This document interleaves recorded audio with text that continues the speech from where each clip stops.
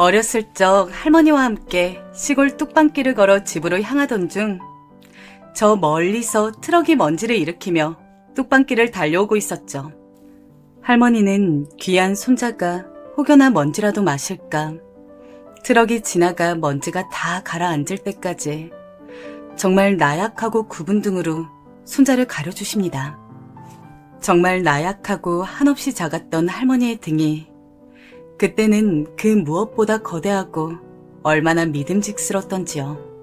이제 다시는 볼 수 없는 할머니의 등. 그 할머니의 등이 유난히 그리운 날입니다. 저는 톡톡사연 성우 한희입니다.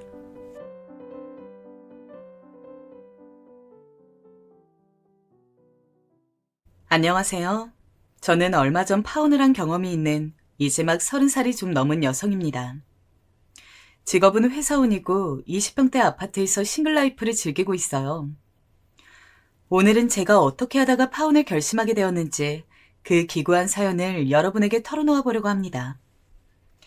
인생 선배님들의 여러 사연을 듣다가 저도 누구에게도 편히 말하지 못한 이야기를 털어놓아 보고 싶어졌어요. 저는 경상도 지역 소도시에서 태어났습니다. 공무원이시던 아버지 슬하에서 빠듯하지만 엄격하게 교육받으며 자랐고 장녀인 제 밑으로 동생이 2명 있습니다. 저는 학원을 많이 다닐 수 없는 형편임에도 어릴 적부터 아버지가 가지고 계시던 책을 어깨너머로 많이 읽기도 하고 도서관을 다니기도 해서 성적이 제법 좋았습니다. 다 어릴 적에 책을 많이 읽은 덕분인 것 같아요.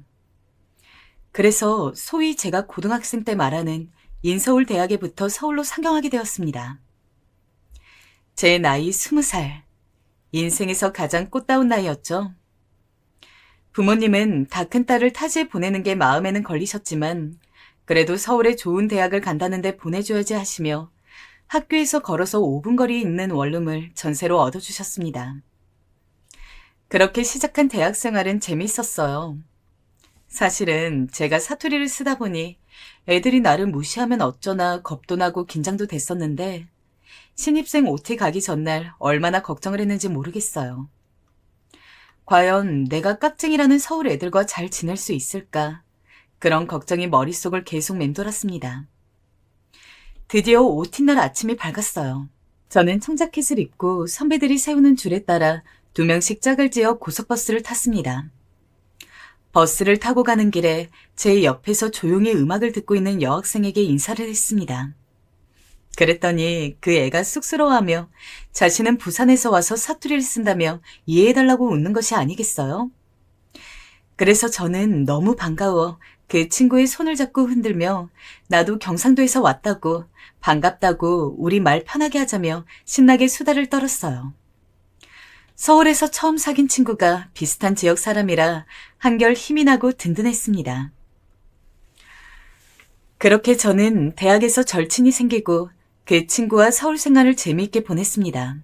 뉴스에서만 보던 서울의 경복궁이나 창경궁 같은 궁도 산책하고 벤치에서 도시락을 까먹기도 하고 명동이다 신촌이다 가보고 싶었던 지역을 하루씩 날을 정해 가보며 구경을 실컷 하기도 했어요.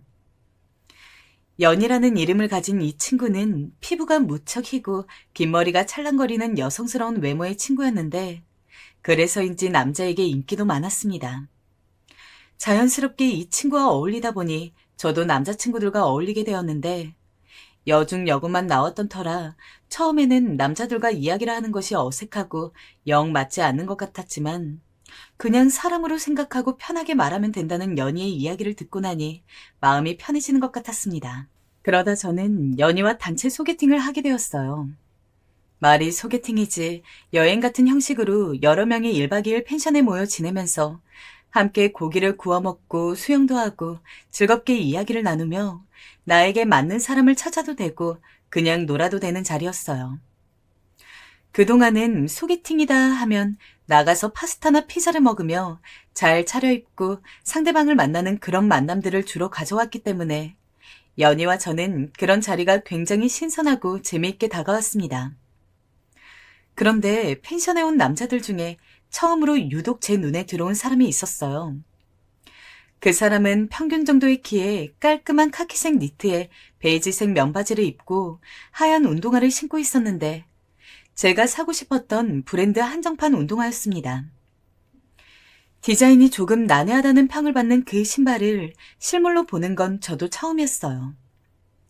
저는 저 운동화가 진짜인지, 저 사람이 어떻게 저걸 샀는지, 그리고 어떻게 저 디자인이 저렇게 어울리는지 등의 여러 생각이 그를 본 순간 동시다발적으로 떠오르면서 그에게 말을 걸어보고 싶었습니다. 그러나 워낙 내성적이고 숫기 없는 성격인지라 어떻게 말을 걸어야 할지 고민이 되더군요. 그래서 저는 연희에게 도움을 청했습니다. 연희는 저에게 걱정하지 말라고 큰 소리를 땅땅 치더니 곧 저녁이 되어 바베큐 파티 시간이 되자 자연스럽게 고기 굽는 쪽으로 저를 데리고 가더군요. 그 남자는 땀을 뻘뻘 흘리면서 고기를 굽고 있었어요. 저와 연희는 그 근처에 있으면서 이야기를 하기도 하고 고기를 주워 먹기도 하고 그에게 그릇에 먹을 것을 덜어주기도 하면서 대화를 시도해 보았습니다. 마침 그 남자의 친한 친구인 야구 모자를 쓴 분이 연희를 마음에 들어했기에 서로 한 명씩 공략을 하며 그렇게 저녁 시간을 보냈습니다. 그들도 우리의 그런 관심이 싫지는 않은지 이야기를 잘 받아주고 또 저녁 먹고 넷이서 산책을 가보자는 이야기도 하더군요. 저는 그렇게 그 운동화남과 산책을 하며 처음 이야기를 제대로 나눠볼 수 있었어요. 설레는 마음으로 가디건을 걸쳐 입고 나간 산책길. 길은 어두웠지만 간간히 가로등이 있고 나무들과 펜션의 풍경이 아름다웠습니다. 좀 쌀쌀하긴 하지만 경치가 정말 아름답네요. 산 좋아하세요? 저는 용기를 내어 물었어요. 네, 저는 어릴 때부터 아버지를 따라 등산을 많이 해서 산을 좋아합니다. 재작년부터 2년 정도 등산 동호회 활동도 했어요. 아, 진짜요? 저는 동네 뒷산 한 번씩 올라가는 게 전부인데. 그러면 다음에 등산 모자 살 때 혹시 브랜드 추천해 주실 수 있을까요?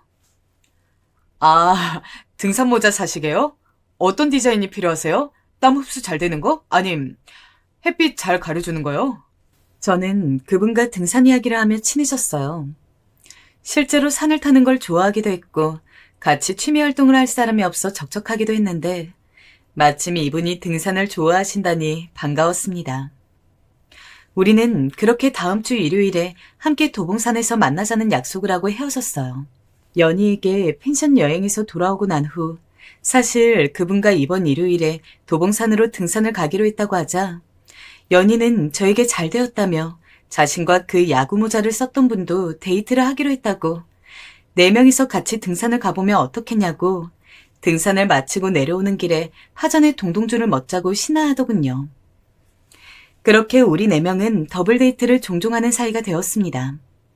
저도 연희도 비슷한 시기에 정식으로 사귀자는 말을 들었고 둘 다 남친이 생겼죠. 저의 친한 친구와 남자친구의 친한 친구가 사귄다는 것은 처음에는 장점이 많다 생각했지만 시간이 지날수록 단점도 드러났습니다.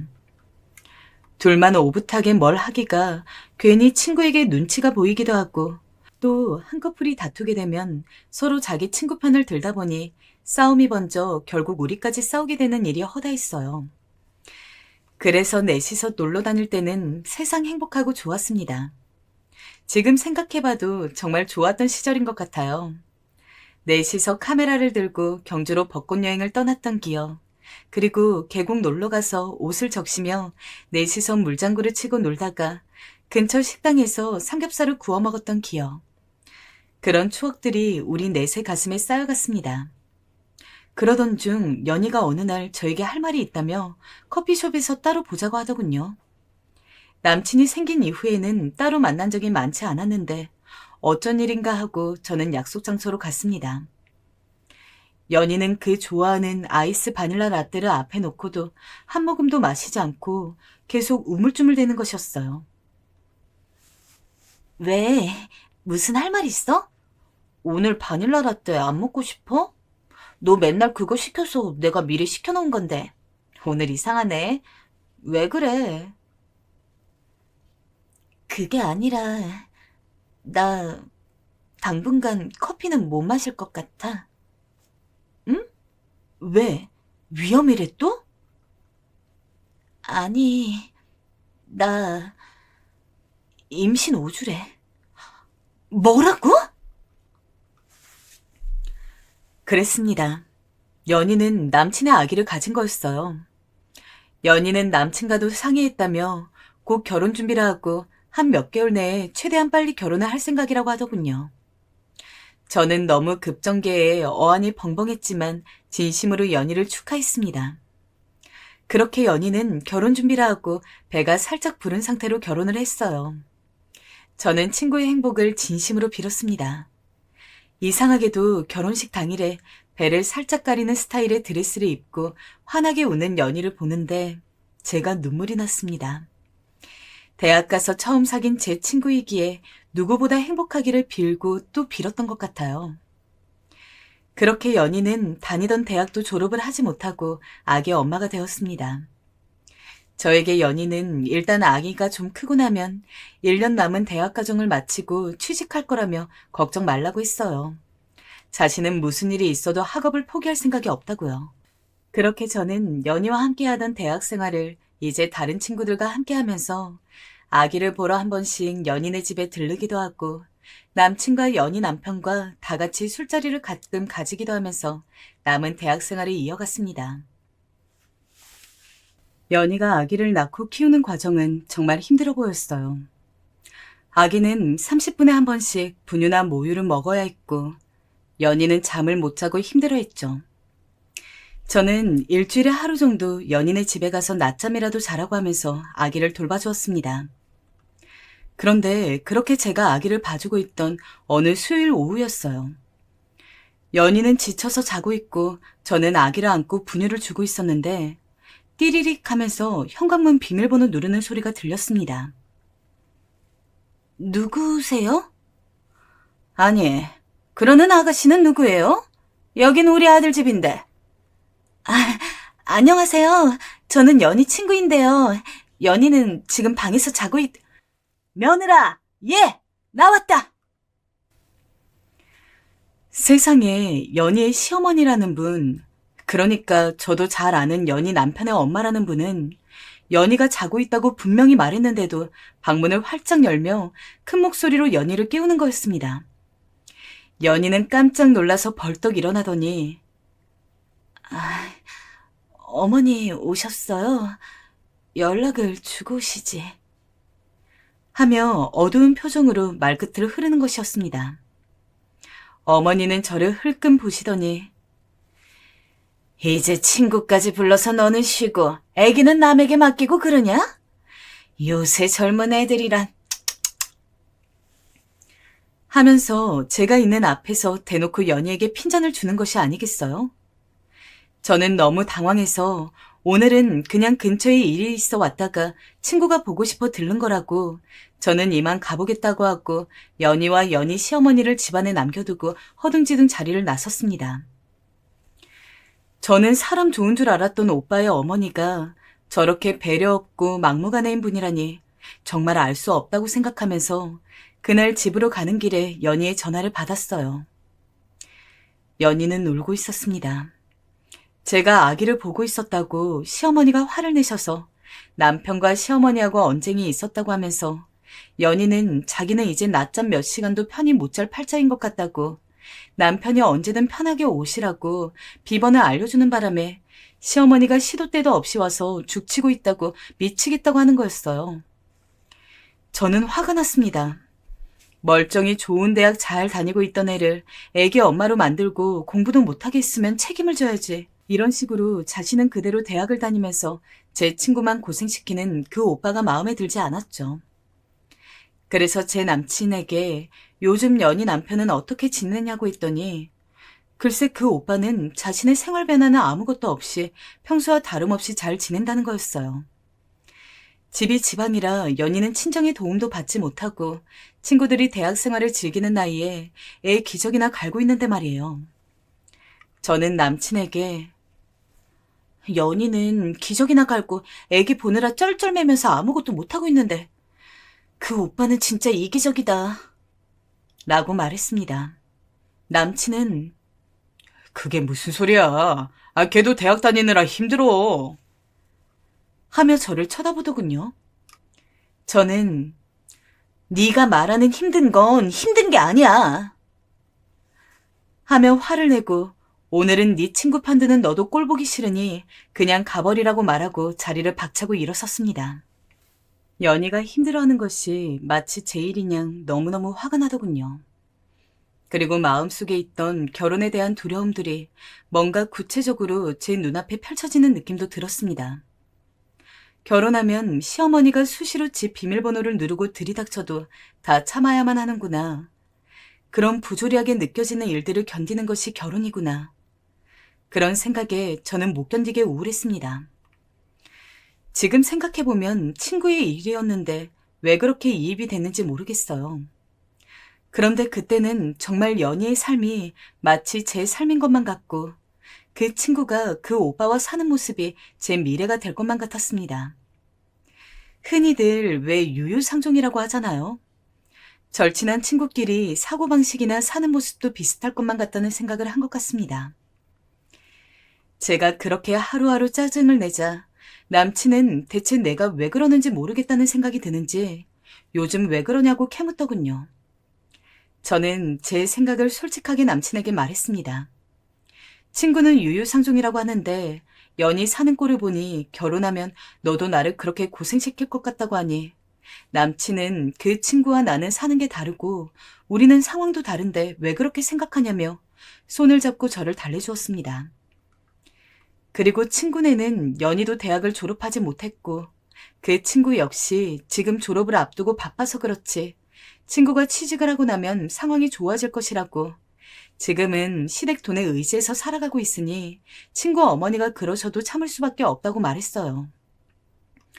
우리는 어차피 결혼을 해도 서로 직장을 가진 다음에 할 건데 무슨 걱정이 그리 많냐고 말이죠. 저는 남친의 이야기를 듣자 화가 나고 불안했던 마음이 조금 가시는 것 같았습니다. 남친의 말이 현실적으로 맞는 말이기도 했고 저 역시 너무 감정적으로 연희에게 이입한 것 같다는 생각도 들었죠. 그 후로 저는 남친과 성실하게 사랑을 키워갔어요. 연희의 아이가 자라 어린이집을 가고 할 때쯤 저도 대학을 무사히 졸업하고 취업 준비를 하고 있었습니다. 가고 싶은 외국계 회사가 있어서 그 회사에 들어가기 위해 스터디도 하고 면접 준비도 하느라 무척 바빴죠. 남친 역시 자신이 가고 싶은 공기업이 있다며 열심히 준비를 했습니다. 서로의 취직을 응원하면서 우리는 그렇게 최선을 다해 하루를 살아갔죠. 다행히도 저와 남자친구는 무사히 취업에 꼴이 냈습니다. 보통 2, 3년씩 취업 준비를 하는 요즘의 시대에 비추어 보면 둘 다 굉장히 잘 빨리 취직을 한 셈이었어요. 저는 취직하고 한동안은 회사 분위기 적응하며 눈치 보랴, 또 회사에 입고 갈 옷을 사랴, 저도 월급을 탄 주말에는 고향에 내려가서 부모님께 고기를 사드리고 내복 드리랴 정신없이 취직 첫 해를 보냈습니다. 연희에게도 연희가 대학 다닐 때 좋아하던 마카롱을 잔뜩 사들고 애기도 볼 겸 놀러를 갔어요. 그런데 제가 바빴던 1, 2년 사이 연희의 얼굴은 많이 수척해져 있었습니다. 어디가 안 좋은 건지 살도 많이 빠지고 뭔가 기운도 없어 보였습니다. 제가 좋아하던 항상 밝고 긍정적이던 연희의 모습이 아니었어요. 저는 마카롱을 먹다가 연희에게 물었습니다. 연희야, 요새 무슨 일 있어? 응? 아니야, 일은 무슨. 애 키우느라 힘들어서 그렇지. 혹시 무슨 일 있으면 나한테는 이야기해도 돼? 누구한테도 말 안 할게. 마음에 걱정이 있으면 얼굴이 어두워 보이잖아. 너 지금 얼굴이 너무 안 좋은 것 같아, 연희야. 그게... 저기... 남편이 여자가 있는 것 같아. 뭐라고? 그게 무슨 소리야? 그렇게 연희는 저에게 남편이 여자가 있는 것 같다고 채팅창을 우연히 보게 되었는데 그 여자가 반말로 오늘 언제 올 거냐는 둥, 보고 싶다는 둥 그런 말들을 주고받고 있었고 혼자 몰래 알아보니 구체적인 증거가 없으면 바람핀다는 심증이 있어도 인정받기 힘들다고 해서 지금 어떻게 해야 할지 혼란스러운 상태라고 했습니다. 저는 일단 좀 더 지켜보라고 혹시 모르니 계속 찜찜한 마음이 들거든 증거를 수집해야 한다고 말했죠. 그리고 뭔가 확실한 것이 잡혔을 때 결판을 내야 한다고요. 저는 연희의 손을 꼭 잡고 무슨 일이 있고 혼자 하기 힘들면 나한테 꼭 이야기하라고 했습니다. 힘든 걸 혼자 견디지 말고 이럴 때 친구를 써먹으라고 말이죠. 힘들어하는 연희와 달리 남친과 저의 사이는 좋았습니다. 새로운 직장에서 서로 즐겁게 지내고 있었고 일주일에 한두 번 만나 맛있는 음식을 먹으며 한 주간의 일들을 이야기하기도 하고 몰아서 하루 종일 데이트를 하기도 했어요. 월급을 받게 되니 가고 싶은 맛집도 돈의 구애를 덜 받고 먹으러 갈 수 있어 그것 또한 즐거웠습니다. 하루는 동네에 맛있는 족발집이 있다고 해서 족발을 먹으러 갔습니다. 남친이 소주를 시켜서 저도 못 먹는 술이지만 그날따라 한 잔 마시고 싶어서 같이 마시다 보니 머리가 깨질 듯이 아프더군요. 제가 머리가 아파서 몸을 못 가누자 그는 걱정을 하면서 잠시 쉬고 가자고 하더군요. 그렇게 저희는 근처 모텔에 들어가게 되었습니다. 아무래도 사귄 지 오래되었기 때문에 저는 그와 그렇게 한 번씩 모텔에 가기도 하는 사이였는데 그렇게 밤을 보내고 다음 날은 같이 콩나물 해장국을 먹으러 갔습니다. 그런데 족발을 먹은 지 얼마쯤 지났을 때 갑자기 속이 답답하고 머리가 어지러운 것을 느꼈습니다. 어쩐지 몸이 처지는 것 같기도 하고 기운도 없고요. 그러고 보니 이번 달 생리를 건너뛰었다는 게 번뜩 생각이 나더군요. 등에서 식은땀이 흘렀습니다. 깜짝 놀라 근처 약국으로 뛰어가 임신 테스트기를 해보니 아니나 다를까 2줄이었습니다.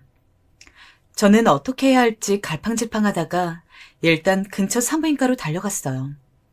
초음파를 해보니 임신 6주더군요. 초기라서 조심해야 한다고 했습니다. 저는 그 길로 당시 남자친구에게 전화를 해서 임신 소식을 알렸고 그 사람은 아기를 떠나보낼 수는 없다고 하면서 저에게 청혼을 했습니다. 그렇게 우리는 흔히들 말하는 속도 위반으로 결혼을 하게 됐습니다. 비록 임신해서 하는 결혼이었지만 저는 일생에 한 번뿐인 결혼인데 제가 생각하는 느낌의 결혼식을 하고 싶어 열심히 알아봤습니다. 저는 5월에 신부가 되고 싶었어요. 그리고 가든파트 느낌이 나는 결혼을 하고 싶었죠. 그러기 위해서는 야외 식장이 필요했습니다. 생화도 아주 많이 필요했고 정원이 있는 결혼식장을 찾아야 했고 혹시 결혼식장이 아니라 장소를 대여야 한다면 야외 출장 뷔페도 알아봐야 했죠. 혼자 품을 팔다가 도저히 안 돼서 웨딩 플래너와 열심히 상담하며 식장도 잡고 웨딩 촬영도 하면서 특별한 결혼식이 될 수 있도록 애썼죠. 양쪽 직장 동료들과 친구들, 그리고 가족들 축복을 받으며 결혼했고 동양의 하와이라고 불리는 일본 오키나와로 신혼여행도 다녀왔습니다. 오키나와는 미국 준두지여서 스테이크가 유명했는데 아직도 거기 가서 남친에게 남편이 된 것을 축하하면서 둘이서 남편은 맥주에 스테이크를, 저는 주스에 스테이크를 먹었던 것이 눈에 아른거릴 만큼 저에게는 행복한 기억입니다. 날씨도 좋았고 분위기도 좋았고 모든 것이 행복했어요. 해변에서 수영을 하는데 그 순간 얼마나 행복한지, 이 사람과 살면서 항상 이런 기분으로 살 수 있다면 정말 좋겠다, 그런 생각도 들었습니다. 오키나와에 가서 또 기억에 남았던 것은 무슨 전망대를 갔던 기억이었어요. 꼭대기 탑에는 종이 있었고 그 종을 울리면 소원을 들어준다는 곳이었는데 그곳에 가서 저와 저의 결혼 생활의 행복과 그리고 연희의 행복을 빌었습니다. 결혼을 하면서 저는 사실 마음 깊은 곳에서 나도 연희처럼 살면 어쩌지? 라는 두려움이 있었습니다. 연희 남편이 그렇게 연희를 고생시키는 것만큼 제 남편 역시 친한 친구였기 때문에 그럴 수 있다는 두려움이 여전히 있었거든요. 그러나 저의 그런 걱정을 비웃기라도 하듯 남편은 신혼여행 내내 저에게 잘해주었습니다. 제가 좋아한다고 했던 열대과일을 호텔로 잔뜩 사다 놓기도 하고 또 제가 사고 싶었던 수영복 브랜드를 아울렛에서 세일하는 걸 봤다며 수영복을 사주기도 했죠. 그렇게 일주일의 꿈같은 신혼여행을 마치고 우리는 새로 마련한 신혼집 아파트로 향했습니다. 신혼집을 얻을 때 사실 우리 부부는 고민이 많았어요. 둘 다 사회 초년생이어서 큰돈이 없었고, 그래도 빌라보다는 아파트로 가고 싶은 욕심도 있었기 때문이죠. 다행히 둘 다 신용도도 좋고 직장도 나쁘지 않아서 대출을 받고 그렇게 20평대 아파트 전세를 얻을 수 있었습니다. 저는 당시 인테리어에 관심이 많았기 때문에 북유럽풍으로 집을 꾸미고 싶었어요. 그래서 벽지를 모두 화이트로 바꾸고 푸른색 큰 식물을 놓고 소파나 의자의 톤은 밝은 베이지 톤으로 통일했죠. 화장대에는 동그란 모양의 조명도 직접 사서 달아놓고 바닥에는 비싼 돈을 주고 산 러그를 깔았습니다. 사계절 쓸 수 있는 그 러그는 인디언 핑크색이었는데 아주 세련되고 예쁜 색이라고 생각했어요. 그리고 꼭 사고 싶었던 스타일러도 장만했습니다. 침대도 큰 맘을 먹고 제가 꼭 사고 싶었던 에이스 침대를 장만했어요. 매트리스 값이 비쌌지만 잠만큼은 편하게 푹 자고 싶었기 때문이죠. 공항에서 집으로 돌아가면서 저는 둘이서 새로 시작할 그 집에서의 생활이 잔뜩 기대가 되었습니다. 아무래도 신경 써서 꾸민 만큼 집에 대한 애정이 컸던 것 같아요. 그런데 그렇게 기대에 부풀어서 집에 도착한 우리에게 기다리고 있는 광경은 정말 상상 이상이었습니다. 아파트 현관에 도착해서 저는 비밀번호를 누르려고 했어요. 그런데 실수로 예전 자취방 비밀번호를 눌러 그만 삐삐 소리가 나고 도어락이 잠깐 버벅거렸습니다. 다시 제대로 비번을 누르려고 하는데 갑자기 안에서 철커덕 소리가 나더니 누군가 문을 열어주는 거였어요. 바로 시어머니였습니다. 저는 너무 당황해서 몇 걸음 뒤로 물러나 멍하니 어머니를 바라보고 있었어요. 어머니는 그런 저를 물끄러미 보시더니 뭘 보고 있냐는 듯 왔으면 들어오지 않고 뭘 하니? 하고 말씀을 하셨습니다. 저는 어안이 벙벙해서 네. 대충 대답을 하고 집 안으로 들어갔어요. 그런데 집 안에는 더 가관이었습니다. 시아버지까지 집에 들어와 계셨고 두 분이 제가 힘들게 해외 직구로 산 그 러그 위에 불판을 놓고 삼겹살을 구워 소주와 함께 드시고 계시는 것이었어요. 그리고 제가 열심히 꾸며놓은 그 집 사방에 시부모님의 옷가지와 짐이 널려있는 것이었습니다. 북유럽풍의 집은커녕 순식간에 사람이 산 지 몇 년은 된 듯한 지저분한 집이 되어 있었어요. 저는 너무 화가 나서 온몸이 부들부들 떨리는 것을 느꼈습니다. 그래서 남편을 조용히 방으로 끌고 가서 물었어요. 이게 어떻게 된 거야? 부모님이 왜 이 집에 와 계셔? 신혼집에 와서 이렇게 분탕질을 해놓으셔도 되는 거야? 아니, 분탕질이라니. 너 왜 그렇게 말을 심하게 하니? 그냥 내가 비번 알려드리면서 아들 집이니까 편하게 아무 때나 와서 며칠씩 쉬고 가시라고 했어. 그게 잘못이야? 벌써 와 계실 줄은 나도 몰랐지만. 하면 남편은 뒷머리를 긁적이는 것이었어요. 저는 너무 당황해서 할 말을 잃고 말았어요. 도저히 안 되겠다 싶어 저는 남편에게 말고 그냥 시부모님께 바로 물어야겠다 생각하고 거실로 나갔습니다. 어머니, 갑자기 여기 왜 오신 거예요? 아니, 내가 내 아들 집에 오는데 왜 뭐가 문제야? 그런 문제가 아니라 어머니, 여기는 저랑 신랑 둘이 사는 집인데 왜 마음대로 말씀도 없이 오셔서 심지어 잠까지 주무시고 자기 집처럼 삼겹살까지 구워 드시냐고요. 얘 말하는 것 봐라. 지금 그래서 내가 온 게 마음에 안 든다는 거니? 시골에 우리 집 수리하게 됐다. 수리가 오래 걸린다고 하니 한두 달은 여기서 지내려고 한다. 불만 없지? 저는 머리가 아파오는 걸 느꼈습니다. 애가 있건 없건 아무 때나 들이닥치던 연희 시어머니 생각이 나면서 연인의 남편하고 자신은 다르다며 열변을 토하던 남편의 말도 생각이 나더군요. 그래요. 달랐습니다. 연인의 남편보다 제 남편이 더 심각한 모질이었습니다. 저는 너무 화가 나서 이런 식으로 하려면 나도 친정에 가 있겠다고 하면서 그냥 그 자리를 나와버렸죠. 신혼여행 다녀오면서 들고 왔던 캐리어도 그냥 다 들고서 곧바로 고속버스를 타러 갔습니다. 가는 동안 눈물이 줄줄 흘러내렸어요. 내가 왜 이런 꼴로 쫓겨나듯이 고향으로 가야 하는지 너무너무 속이 상했습니다. 또 막상 가려고 하니 친정 부모님께는 뭐라고 하나, 신혼여행 다녀오자마자 크게 싸웠다고 하면 엄청 걱정하실 것 같은데, 그런 생각이 들면서 저는 표를 끊을지 말지 망설이고 있었어요. 그때 연희에게 전화가 왔습니다. 저는 연희에게 어떻게 할지 이야기라도 해봐야겠다 싶어 얼른 전화를 받았죠. 연희는 제 남편이 화가 나서 자기 남편한테 전화를 걸어 막 소리를 지르며 하소연을 했다고 하며 자신이 조용한 곳을 알고 있으니 거기서 며칠 지내라고 주소를 알려주었습니다. 그리고 자신도 곧 1시간 안으로 거기로 갈 테니 기다리라고 하더군요. 안 그래도 할 이야기가 있었다고 하면서요. 연희가 알려준 곳은 도심 외곽지에 있는 조용한 신축 빌라 건물이었습니다.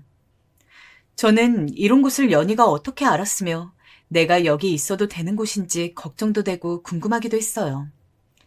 형편이 빠듯한 곳으로 알고 있었는데 친정집이라도 되는 건가 생각을 하면서 연희를 기다렸습니다. 그렇게 1시간쯤 지났을까? 띠리링 문이 열리면서 연희가 들어오더군요. 평일 낮이라 아기는 어린이집에 있다고 하면서 연희는 우리 둘이 오붓하게 보는 건 오랜만이지? 하며 미소를 지었습니다. 어둡고 수척했던 지난번보다는 나아 보이는 얼굴이었습니다. 눈빛에 생기가 돌고 있었거든요. 저는 연희에게 눈물 범벅이 된 얼굴로 인사를 했습니다. 연희는 그런 제 모습이 짠해 보였던지 제 등을 토닥여주면서 오늘 아주 할 이야기가 많다고 했어요. 자신도 많이 고민했지만 그래도 할 말을 해야겠다고 하면서 저에게 마음 단단히 먹고 자신의 이야기를 들으라고 하더군요. 그리고 연희는 경악할 만한 이야기를 시작했습니다. 연희의 남편과 제 남편의 진짜 민낯에 대한 충격적인 이야기였습니다. 연주야, 나 있잖아. 진짜 오래 고민했어. 아기를 가진 너에게 너무 힘든 이야기가 될 것 같아서 이 말을 해야 하나 정말 고민을 많이 했단다. 그런데 너라도 나처럼은 살지 말아야 한다는 그런 생각이 들더라. 이 말을 듣고 네가 나와 같은 선택을 하든 그렇지 않든 나는 상관없어. 네가 네 남편을 택하고 나와 안 보고 살겠다고 해도 괜찮아. 그래도 너도 진실을 알고 선택하는 것이 나는 중요하다고 생각하니까. 대체 무슨 일이길래 이렇게 말이 길어. 사람 불안하게. 얼른 이야기해봐. 너 저번에 내가 너한테 남편이 여자가 있는 것 같다고 말한 것 기억하지? 그게 사실이었어. 네가 그때 나한테 증거를 잡으라고 말했잖아. 그래서 내가 뒤도 밟아보고 몰래 핸드폰도 열어보면서 그렇게 증거를 더 수집했는데 글쎄, 네 남편하고 내 남편이 둘이 아직도 총각 행세를 하고 다니면서 같이 여자들을 만나고 있더라고. 저는 순간 너무 충격을 받아서 머리가 아픈 것을 느꼈습니다. 뭔가 식은땀이 나는 것 같기도 했어요. 제 귀로 들었지만 지금 들은 이야기를 믿을 수가 없었습니다. 제 친구가 도대체 무슨 말을 하는 것일까요? 놀랐지. 이런 이야기를 하게 돼서 미안해. 그렇지만 이제 막 결혼식을 했는데 나는 넌 아직 늦지 않았다고 본다. 지금이 탈출할 마지막 기회야. 저 새끼들 진짜 악질이야. 여자를 수시로 바꾸고 남자들끼리만 보는 적이 없고 둘이 어울려서 유흥업소도 다니고 노래방 도우미까지 부르고 난리도 아니더라고. 저는 갑자기 배가 당겨오는 것 같았습니다. 아직 조심해야 할 시기라고 했는데 기분 탓인지 배가 쿡쿡 쑤시는 것 같았어요. 그리고 너네 어머니 오늘 들이닥치신 거 그거 남편이 아마도 그렇게 해도 된다고 한 걸 거야. 알고 보니까 그 새끼들 신혼초에 와이프 군기 잡는답시고 그런 짓을 한 번씩 해서 길을 확 꺾어야 한다는 둥 그런 소리를 지들끼리 무슨 공식이냐 떠들고 다녔더라고. 어이가 없었습니다. 저는 정말 제 남편이 그랬다는 게 믿기지 않아 몇 번이고 네가 잘못한 것은 아니냐고 물어봤습니다. 그러나 연희는 단호하게 말하더군요. 모든 사실을 나도 부정하고 싶었지만 걔들은 그런 저질 쓰레기들이 맞아. 그리고 그런 데 가서 여자랑 노는 것에 맞들린 애들은 결국 그거 못 고쳐. 사람 고쳐 쓰는 거 아니라는 말 너도 알지? 이 집 사실 내가 애기 키우면서 동네 카페도 나가고 소일거리며 재택 알바도 하면서 모은 돈으로 겨우 월세 얻은 내 오피스텔이야. 얼른 이혼하고 여기 나와서 아이랑 함께 평화롭게 지내고 싶어. 일단 나도 아직은 아무것도 모르는 척하고 있는 상태니까 이 집에 대해선 비밀로 하고 너도 당장 친정 가기도 못할 테고 생각 정리가 필요할 테니 며칠만 지내면서 잘 한번 생각해봐. 앞으로 어떻게 할지, 응? 연희는 나에게 자신처럼 살지 않기를 바란다며 아닌 것은 초장에 싹을 잘라내는 게 맞는 것 같다고 재차 당부를 하고 사라졌습니다. 저는 남편이 그런 사람이었다는 것에 놀라고 또 믿기지 않아 처음에는 연희의 말을 부정했습니다. 그런데 시간이 지날수록 아무리 부정하려 해봐도 이게 진실이라는 생각이 들더군요. 연희가 제 결혼 생활을 망치려 이런 거짓말을 지어낼 이유도 없고 자신의 인생 역시 이혼할 이유가 없다는 생각과 결혼 이후 내내 얼굴에 그늘이 있었던 연희의 모습이 계속 생각났습니다. 나도 곧 연희처럼 그렇게 어두운 얼굴로 살게 될 것이 분명해 보였습니다. 연희의 말을 들은 날부터 하루에 몇 번씩 배가 땡기는 것이 느껴졌습니다. 저는 그 집에 일주일간 있으면서 이 일은 그대로 넘어갈 일은 아니라는 결론을 내렸습니다. 도저히 그런 사람을 남편으로 앞으로 남은 수십 년을 믿고 지낼 수가 없었습니다. 마음을 굳힌 이상 다음 집에 들어가기 전에 저는 배가 자꾸 땡기는 것이 이상해 병원에 들렀습니다. 그런데 병원에서 진료를 기다리는데 그날따라 대기가 많아 1시간째 의자에 앉아 있었습니다. 핸드폰을 보면서 앞으로 이혼을 해야 하나 별거를 해야 하나 혼자 아기를 낳으러 가면 어떨까 여러 생각을 하며 지끈거리는 머리를 손으로 짚고 있는데 갑자기 뭔가가 종아리를 타고 흘러내리는 느낌이 들었습니다. 무심결에 뭔가 싶어 제 다리를 살펴보니 그것은 선명하다 못해 시꺼먼 핏덩어리였어요. 저는 너무 놀라서 비명을 질렀고 간호사가 달려와 저를 얼른 눕히더군요. 계속 배가 땡겼다고 하니 의사가 아기가 괜찮을지 모르겠다고 임신 초기에 하혈을 하는 것이 대부분 좋지 않은 징조라고 한숨을 쉬시더군요. 아니나 다를까 초음파 결과를 보니 유산이었습니다. 남은 세포들을 긁어내는 시술을 해야 한다고 해서 저는 눈물을 흘리며 유산 후처치를 받았죠. 준비 없이 생긴 아기였지만 그래도 아기를 만날 날을 기다리며 설레하던 날들이 있었는데 저는 온몸의 기운이 다 빠지는 것 같고 저에게 찾아온 이 시련과 고통의 시간이 언제쯤 끝날까 그런 생각을 하면서 집으로 가지 못하고 연희의 빌라로 다시 가서 며칠을 지냈습니다. 정말이지 눈물이 쉬지 않고 수도꼭지처럼 흘러내렸어요. 이렇게 울다가는 탈진해서 이대로 죽어버릴 것만 같고 제 몸이 한없이 나락으로 떨어져 내리는 것 같았습니다. 울면서 연희에게 말했더니 연희가 죽과 미역국을 끓여서 달려왔어요. 저는 연희를 붙잡고도 한참을 울었습니다. 연희는 저에게 힘내라고 어서 기운 차리고 그 나쁜 놈들을 우리 인생에서 그만 내보내자고 지난 상처는 잊고 우리 처음 만났을 때처럼 행복하고 즐겁게 그렇게 살자고 연희와 저는 서로 얼싸안고 눈물을 흘렸습니다. 며칠이 지나자 겨우 조금 정신이 돌아오는 듯 했어요.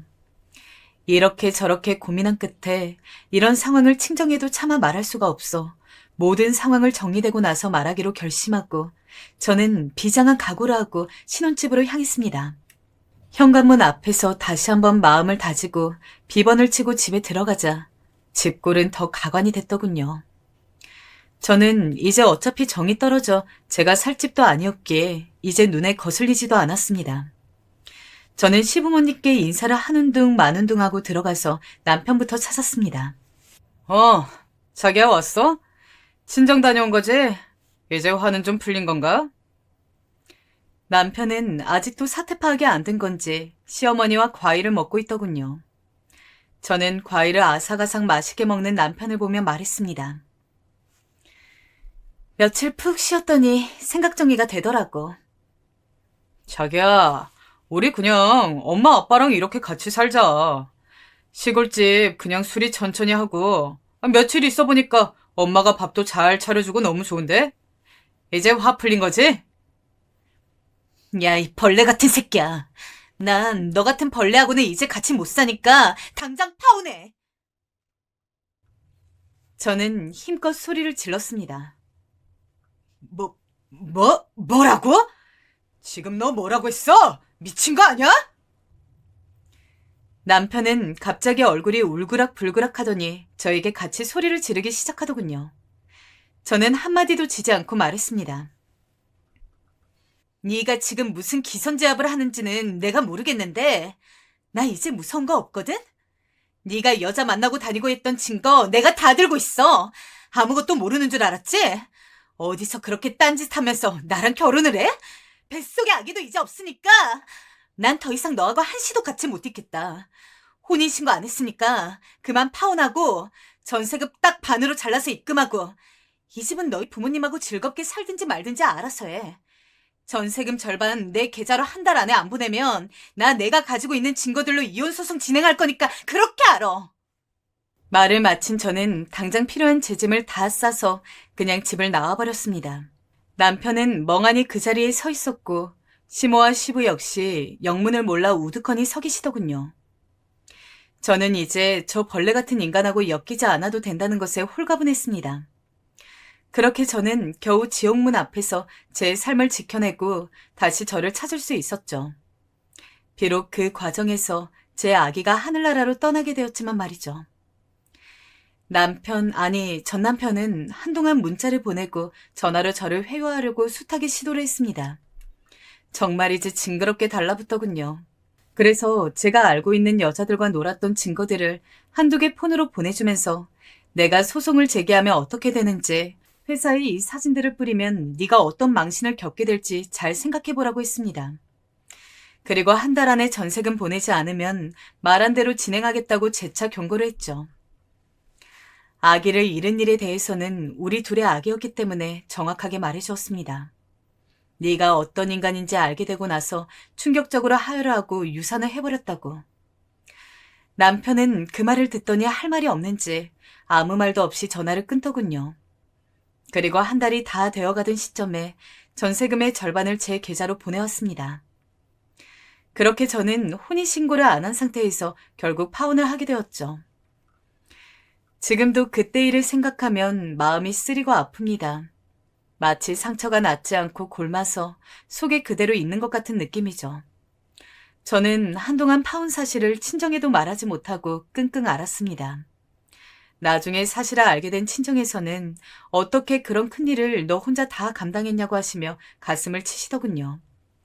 그리고 앞으로는 좋은 일만 있을 거라고, 정말 힘든 결정이었지만 현명하게 잘했다고 부모님은 제 결정을 응원해 주셨습니다. 제가 파혼한 때로부터 3번의 봄이 지난 지금 저는 마음이 편안하고 행복합니다. 제 친구 연희도 우여곡절 끝에 아이를 데리고 결국 이혼을 했고, 저는 연희의 빌라와 가까운 곳에 집을 얻어 서로 의지하고 왕래하면서 지내고 있습니다. 연희는 대학을 마저 졸업했고 그토록 하고 싶었던 자신의 꿈을 향해서 열심히 취업 준비 중입니다. 저는 연희를 보면서 어떤 상황에서도 굴하지 않고 진실을 받아들이고 자신을 지키려는 그녀의 용기가 제 삶까지 구해낸 것은 아닐까, 그런 생각이 들었습니다. 아무리 외면하려고 해도 결국 진실은 어떻게든 밝혀지는 것이고, 모른 척 덮어봤자 결국 더 큰 상처가 되어 돌아온다는 것을 뼈저리게 느꼈던 시간들이었습니다. 코로나로 극성인 요즘 제 이야기를 듣다가 더 울적해지신 것은 아닐지요? 저는 지금 오늘 여러분에게 진실을 받아들이고 이겨내려는 용기에 대해 말씀드리고 싶었습니다. 삶은 행복할 때보다 오히려 괴롭고 고통스러울 때가 많죠. 하지만 그런 시간들을 버티고 이겨내는 것은 우리 자신의 의지입니다. 여러분, 지금 삶이 힘들더라도 정신 바짝 차리시고 상황을 해결할 수 있는 지혜를 모색해 보시길 바랍니다. 저도 하루하루 더 열심히 살아가려고 합니다. 오늘 제 이야기 들어주셔서 감사합니다.